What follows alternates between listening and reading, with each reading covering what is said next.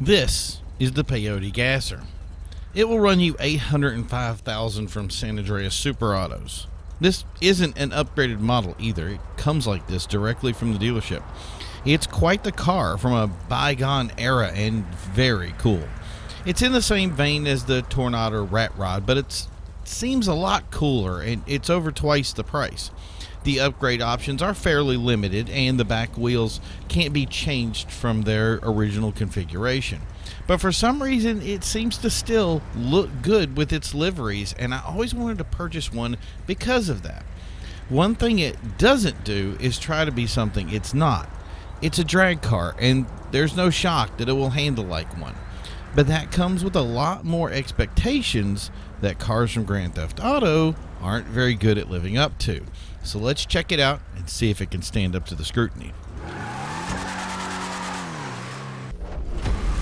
We're here at Grapeseed Circuit where we test acceleration, handling, and braking, and I wasn't too shocked at the results. The car stayed planted, but it was impossible to rotate. The best way to turn was to go slow, point it at the target, and then hammer it. The brakes are greatly improved, but you'll need them more just to slow it down enough to be able to turn the car. I had hoped that once the car was finally straightened and I put the pedal to the metal that I would need a head strap to keep my character in the car, but instead it was disappointing at best, especially since I couldn't hold any speed in a turn. It made a sparse 139.218, which is even slower than the Tacoma Coupe, and that is sad to hear. Now we go to Route 68 where we test top speed, and I was already set up for disappointment, and worse off, I wasn't let down. Acceleration once again played a key, and it should have had a good top speed, and it just wasn't exciting. The turning radius was also still a continued fight, even on the straighter course. It finished with a 158.404, and that compared to the Weevil, which got a 142, that's well off the mark, and even more so with the Vigoro ZX HSW with a 134. It's not even a contest. I could be wrong, but the Weevil is a similar setup, and it can turn way better, and it shouldn't be that much faster than the Gasser off the line. It's just very odd that this car had nothing, like it just wasn't set up at all. Going down is the ultimate test in the dirt, and we'll just call it and say the Gasser isn't by any means a dirt car, and honestly it never should be. The turning problems were even worse here, so it's no shock that a drag car couldn't negotiate dirt, and it did very badly. It made a 135.830, and it was on par with the Tacoma Hoop, but it was also on par with the Conjo SJ. So we'll just leave it at that and move along. What's the verdict for the Peyote Gasser? The handling made it completely unusable competitively in any race type. It was faster than the other Peyotes on the list, so I mean, effectively that's a bonus, but that's where the praise ends.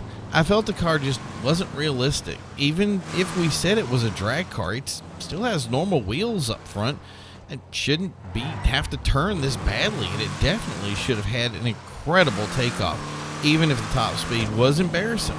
But this will never be even used as a drag race, even informally.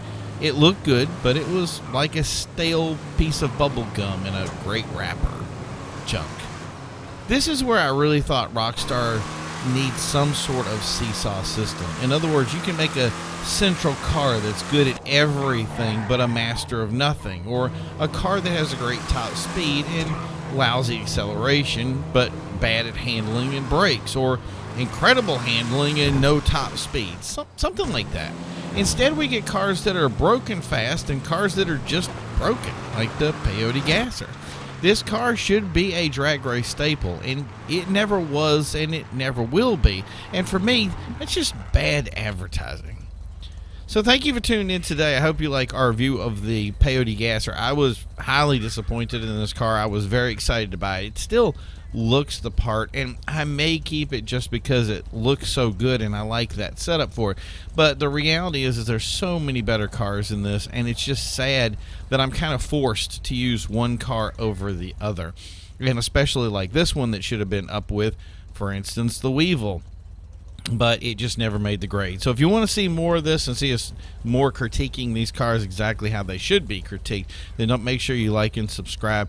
And you know what? I think maybe the Tornado Rat Rod is next up on the list here to see how maybe that stands up. And we're going to continue to look into some other cars and newer cars as they begin to come out and continue to test them. And, do it right. Take some time on it. Not be in a rush to get it out right when it needs to be. So getting caught up, and we hope you love the show. So we'll talk to you then. Have a great day.